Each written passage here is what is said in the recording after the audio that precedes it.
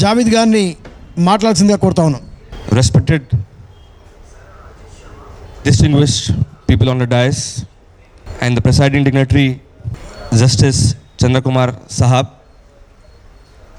Prabhakar Garu, Anil Garu, Krishna Garu, all the dignitaries who spoke.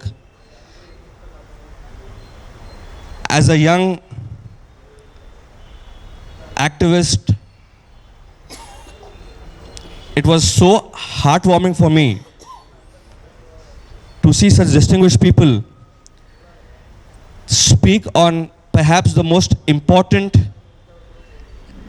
and most significant topic or point that the country is facing in today's times across the country. Sir, the very statement of safe democracy, secularism and social justice is perhaps the fight that every Indian who believes in the very idea of India has to fight. Unfortunately, we are seeing a day that we have to have a gathering with all intellectuals from various backgrounds to have a topic of discussion on saving the secularism and social justice, whereas this is supposed to be the soul of our country, the heart of our constitution, and it was always taken for granted that this will always prevail. I very strongly believe that India is one country, our India is one country where every 100 kilometers your food habits change, your culture habits change, people gods who you worship change, your living habits change, but even then we all, language changes, dialect of language changes. The Telugu we speak here in 100 kilometers, our language dialect changes. Even then we all live together in peace, harmony together, and that is the power of our country, India. And unfortunately, the very soul of our country is being attacked by the current forces who are ruling the country. I, as a youngster, believe that any political party believing in communal disharmony, be it of any religion, we strongly should condemn it. Be it parties who believe in communalism with the majority or the minority. In my eyes, they are all one same. They are remember that we people think that okay, they belong to the one majority community or they belong to one minority community, but now it is very evident that all communal forces have single agenda of dividing the country, and that is how they prevail, they live, they sustain. And as citizens of this beautiful country, it is our job to take this message that without secularism, social justice, pluralism and democracy, our country and all of us will be divided and distorted. I would not want to make it a political angle, but the very fact that Rahul Gandhi has started his walk from Kanyakumari to Kashmir with one slogan, and he very clearly mentioned it is not a political rally, it is Bharat Jodo Yatra. It is a fight against the communal and divisive forces of today's times, and to make people to come together, join hearts, join hands, and that is the only agenda behind it. I'm very happy that distinguished people like Justice Chandrakumar Garu, former IS officers, journalists, and people belonging to various achievers and various social activists, Sogra Appa, Khaleda ji, Mushtaq Malik Sahab, who was a champion of the Million March, his one move against CNRC created a furore in the city, and it was a slap on the very leaders who claim to be leaders of a particular community. And I think he's one man who's proven that even one man together with his like-minded people like Justice Sahab can make a change. I was very happy to I'm very happy to say that I was part of it, and that very it was that sight was seeing is believing. Sir, I would like to end by saying that if there is a cause of a minority, and if a minority raises his voice, it won't be heard, sir. As Indians, it is our duty that if any citizen or any caste or any community has been targeted, we as a whole should stand for it, stand by for it. If a majority is being affected, I'm telling you, I make it a point. Like, I usually don't say Muslim, Hindu because it gets very complicated, but unfortunately in today's times we are being forced to. But if there is any issue of any other community, I make it a point that I'm the first one to stand on the road, fight for them and raise my voice, be it in media or elsewhere. So last October 2nd on Gandhi Jayanti day, I was lathi charged at Rashtrakonda police station limits and beaten to the extent where my entire back and my legs were swollen, sir. And the point was that we were fighting for the unemployment of the youth of Telangana. And because questions of unemployment, which is probably the main concern, and water and every other concern will be raised, these people very conveniently push us towards communal and divisive fights. So we have to fight against it, sir, and I'm sure under your leadership and like-minded people, we youngsters will be shown a way. I would like to conclude by saying that, like Sogarapa mentioned, sir, I was the National Student Union of India's student leader for 7 years. I worked as NSUI National Secretary, and then now I'm working as the State Youth Congress Vice President. Me and my like-minded people are at your beck and call, sir, at your service, because we believe in your fight, we believe in the struggle that we are living in, and we want to have a vision. We want to have people like you who have a vision so that the community, the youngsters, the society, and the generation that are going to see the tomorrow will have a proper and a positive future, sir. Thank you, sir. Justice Chandra Kumar साहब, बहरहाल कोई समझिए कि लंबी speech का वक्त नहीं है.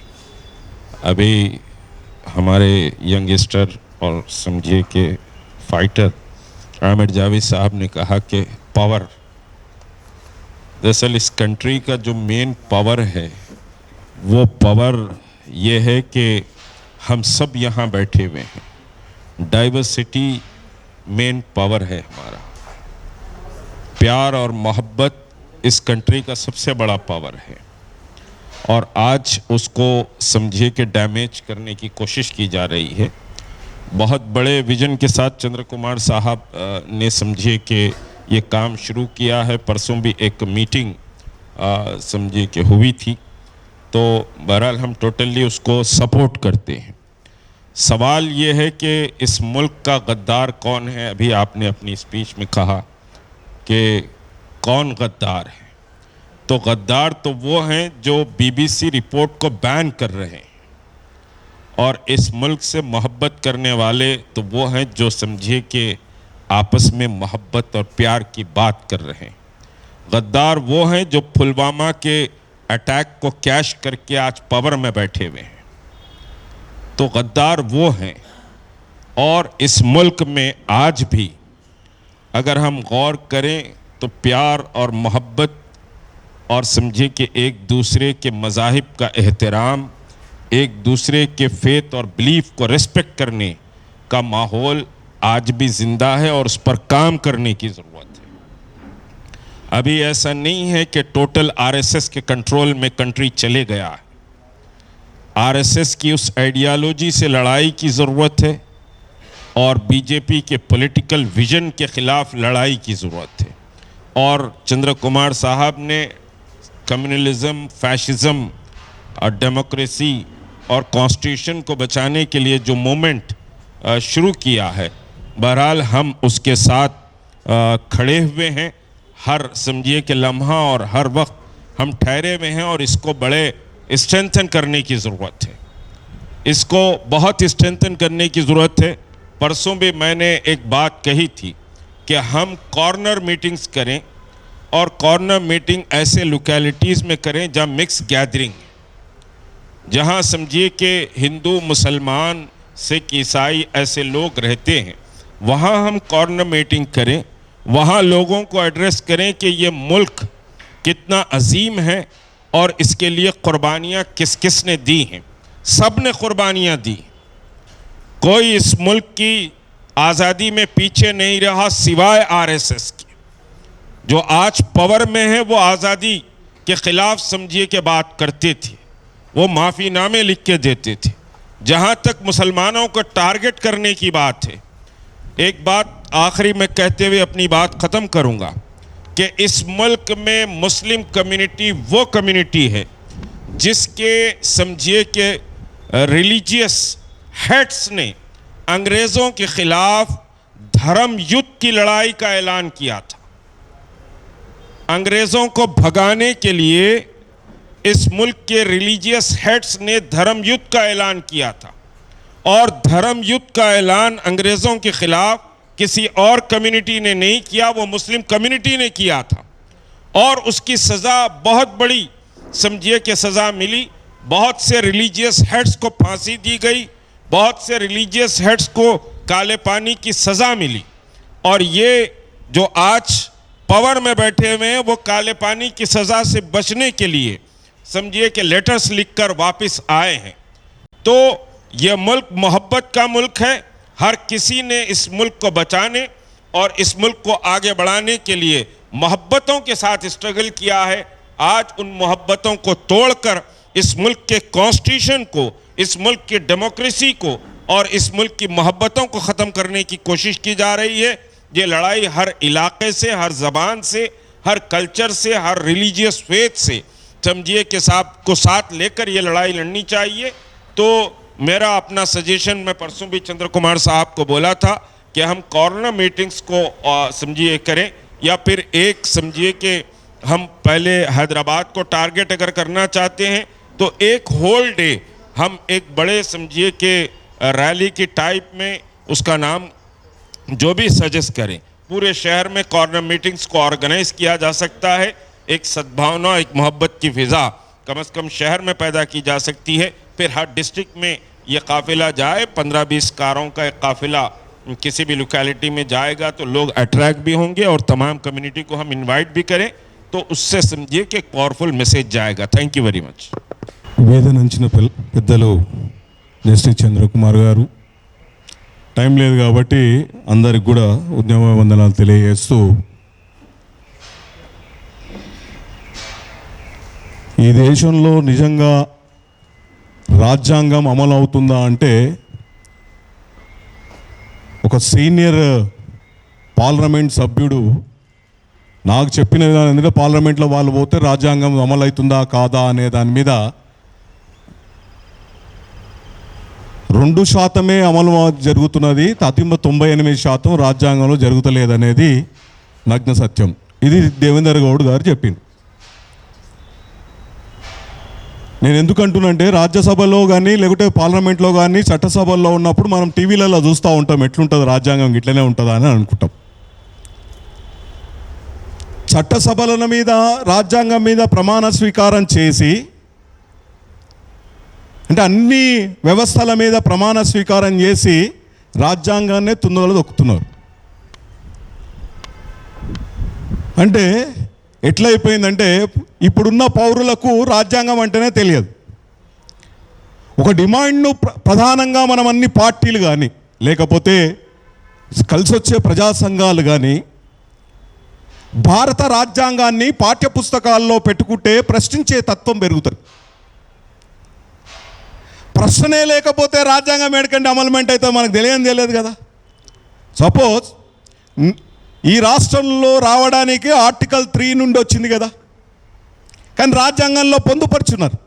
అంటే మెజార్టీ శాతం లేకున్నా కూడా రాష్ట్రాన్ని ఇవ్వగలగము అనేది రాజ్యాంగం చెప్పింది.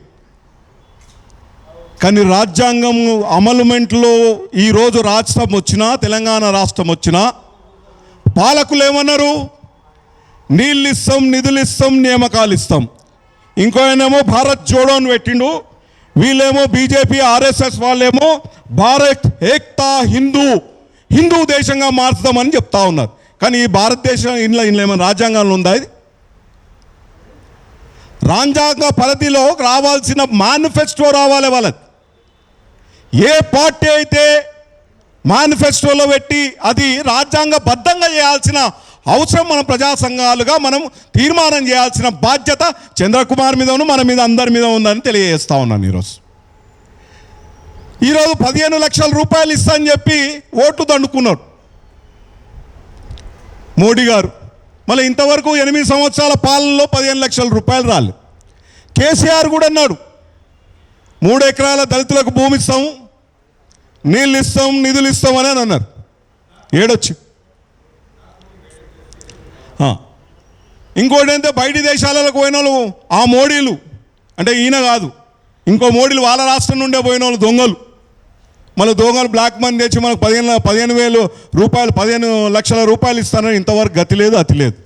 ఒక ప్రధాని మంత్రి అయినా ఈరోజు మేనిఫెస్టో పెట్టి రాజ్యాంగపరమైన హక్కులను కాలరాస్తుంది ఈ ప్రధానమైన పార్టీలు కాదా అని నేను అడుగుతా ఉన్నాను ఈరోజు. అందుకే మేనిఫెస్టో ఎన్నికల కమిషన్, ఈ పార్టీల ముసుగులో ఉన్న ఎన్నికల కమిషన్. నేను ఈ వర్డ్ ఎందుకు అంటున్నానంటే వీళ్ళు చట్టసభల్లో మేనిఫెస్టో పెడితేనే ఈ అబద్ధాలు మాట్లాడరు. ఉచిత విద్య అన్నారు, ఉచిత విద్య లేదు. మహిళలకు ఇప్పటి వరకు కూడా 27% లేదు. ఇప్పుడు అంటున్నారు 33% మేము ఇస్తామని. అరే మహిళలు నిజంగా చెప్పాలంటే 1/2% కదా, మీరు 50% ఎందుకు ఇయ్యారని మనం ఒక్కరన్నా నోరెత్తి అడుగుతున్నామా? కాగితాలను చించేసిరు మహిళలు రాకూడదని పార్లమెంట్లో. సిగ్గులేదా? ఈరోజు మహిళలు నిజంగా చెప్పాలంటే సాఫ్ట్వేర్ ఇంజనీర్లో ఎంతమంది ఉన్నారో చూడండి. ఈ రాష్ట్రంలో దాదాపుగా ఈ రాష్ట్రంలో 8,000 మంది ఎక్కువ ఉన్నారు మహిళ పురుషుల కంటే ఈరోజు ఓటర్లు మొన్న ఇచ్చిన ఎన్నికల కమిషన్ ప్రకారం. అంటే రాజ్యాంగ పరిధిలో ఉన్న అంశాలను పూరా విస్మరిస్తున్న పార్టీలను ఎండగట్టాల్సిన అవసరం మన మీద లేదా అని అడుగుతా ఉన్నాను నేను. అందుకే జస్టిస్ చంద్రకుమార్ గారు నేను ఈ వేదికను ఒక కమిటీగా మార్చండి, మీరు చైర్మన్గా ఉండండి, తతిమ వాళ్ళను కో-కన్వీనర్ అన్న చెప్పినట్లు ఎక్కడ ఈ 12,771 గ్రామాలు తెలంగాణ ప్రాంతంలో ఉన్న ప్రతి గ్రామ పంచాయతీకి ఒక వేదికను తయారు చేద్దాం. ఈ రాజ్యాంగాన్ని ఖచ్చితంగా ప్రజలకు చెప్తేనే ఈరోజు వాళ్ళ గల్లలు బట్టి అడగాల్సిన బాధ్యత కూడా ప్రజల మీదనే విడిచిపెడదాం. ఒక చిన్న ఉదాహరణ చెప్తే నేను పెట్టేస్తా. ఈరోజు నిజంగా చెప్పాలంటే అంబేద్కర్ పూలే జాతర అనే ఒక జాతర నడుస్తుంది మహబూబ్నగర్ జిల్లాలో. శ్రీనివాస్ బహదూర్ అని ఒక పెద్ద ఆయన, అంటే నా మిత్రుడే, నాకేమైనా గిఫ్ట్ ఇస్తే ఓ రాజ్యాంగం బుక్ ఇవ్వమని అడిగినాను. ఆ రాజ్యాంగ బుక్ తీసుకొని సెక్రటరియట్ పోయినాం. ఆ రోజు నన్ను లోపలికి పోనిస్తారు, నా కారు లోపలికి వచ్చి మీరు నడుచుకుంటూ పోండాను. మళ్ళీ ఇంతకుముందు పోతున్న వాళ్ళు ఏం చేయాలి, వాళ్ళు ఏమైనా పాసులు ఇచ్చిరా అని అడిగి, లేవు వాళ్ళకు పోతున్నారు, వాళ్ళు ఎమ్మెల్యేలు వెనుక పోతున్నారు అన్నారు. ఈ రాజ్యాంగంలో రాసి ఉందా అని రాజ్యాంగం ముంగు వాళ్ళ ముంగు పెట్టినాను. ఏదైతే సెక్యూరిటీ ఆఫీసరో ఆయన ముంగల పెట్టినా ఈ రాజ్యాంగంలో రాసి ఉందా నేను బొగుడ లోపల కారు తీసుకున్నాను. ఆ రాజ్యాంగాన్ని పెడితే ఆయన తికమకాయండి. ఎందుకు తికమకాయండి అంటే అందులో రాజ్యాంగంలో పొందుపరిచిన ఆర్టికల్ 17 కానీ 14 కానీ లేకపోతే 21 కానీ మన ఇచ్చిరా, స్వేచ్ఛ సౌరభృత్వం ఇచ్చిరు కదా, ఖచ్చితంగా ఏదైనా ఆఫీసర్ కలవాలన్నది ఇచ్చిరు కదా. అది పెట్టే వరకు నాయనా నీ కాలు మొక్తా, ఈ రాజ్యాంగాన్ని నేను చింపలేను, పడేయలేను, ఏం చేయలేను. అయితే అప్పుడు ఈయన ఏం చేసిండు, నన్ను లోపలికి పంపించిండు. ప్రతి వ్యక్తి ప్రతి ఇంట్లో మత గ్రంథాలు ఏవైతే ఉన్నాయో అవి కూడా మొక్కండి, కానీ ప్రతి ఇంట్లో ఖచ్చితంగా భారత రాజ్యాంగాన్ని, బాబాసాహెబ్ అంబేద్కర్ను, ఖచ్చితంగా పూలే లేకపోతే పెరియార్ వీరందరినీ పెట్టుకోవాల్సిన బాధ్యత, మన ప్రజలకు చెప్పాల్సిన బాధ్యత మన మీద ఉందని తెలియజేస్తా ఉన్నాను. ఈ అంశాలని పూర్తి స్థాయిలో గ్రామీణ స్థాయిలో తీసుకుపోవడానికి నా వంతు ప్రయత్నంగా మీ ఎంబడి ఇంతకుముందు నడిచాను కాబట్టి రైతు సంక్షేమంగా నిజంగా ఈ కాళేశ్వరం మీద పెట్టిన మీటింగ్లు కానీ వారితో 2-3 సంవత్సరాలు మేము తిరిగిన మాకు అనుభవం ఉంది కాబట్టి ప్రతి గ్రామానికి, ప్రతి పాండవ దగ్గరికి, ప్రతి మిర్చి బండి దగ్గరికి జస్టిస్ చంద్రకుమార్ని తీసుకుపోయినాం. మేము అనేక విషయాలలో పూర్తి స్థాయిలో ఆయన సహకరిస్తాడు. మనం ఎంతమంది సహకరిస్తామనేది దాని మీద మన వంతు ప్రయత్నంగా 10 మంది ఉండని, 20 మంది ఉండని ఈ భారత రాజ్యాంగాన్ని కాపాడుకోవాల్సిన బాధ్యత మన మీద ఉందని తెలియజేస్తూ ఈ అవకాశం ఇచ్చిన పెద్దలకు అందరికీ ధన్యవాదాలు. జై భీమ్, జై భారత్. అందరికీ నమస్కారం. నేను doctor Nageswararao sir. Doctor Nageswararao మతమంటే మరి ఏమిటన్నా మన పురాణాలలో చూపి చెప్పన్నా. మతమంటే మరి ఏమిటన్నా మన పురాణాలలో చూపి చెప్పన్నా. మానవుల ఎడదపై మహడీలు కట్టుకొని, మానవుల ఎడదపై మహడీలు కట్టుకొని, భక్తి భక్తంటేను ఫలమేమిటన్నా. భక్తి భక్తంటేను ఫలమేమిటన్నా. మతమంటే మరి ఏమిటన్నా మన పురాణాలలో చూసి చెప్పన్నా.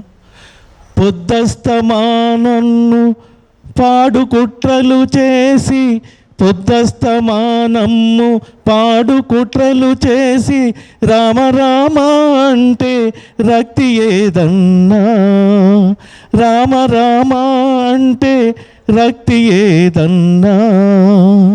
మతమంటే మరి ఏమిటన్నా మన పురాణాలలో చూసి చెప్పన్నా. పెద్దోళ్ళు చెప్పిన వేదవాక్యాలలో, పెద్దోళ్ళు చెప్పిన వేదవాక్యాలలో మానవుని ప్రేమించుటే నీతి అన్నారు. మానవుని ప్రేమించుటే నీతి అన్నారు.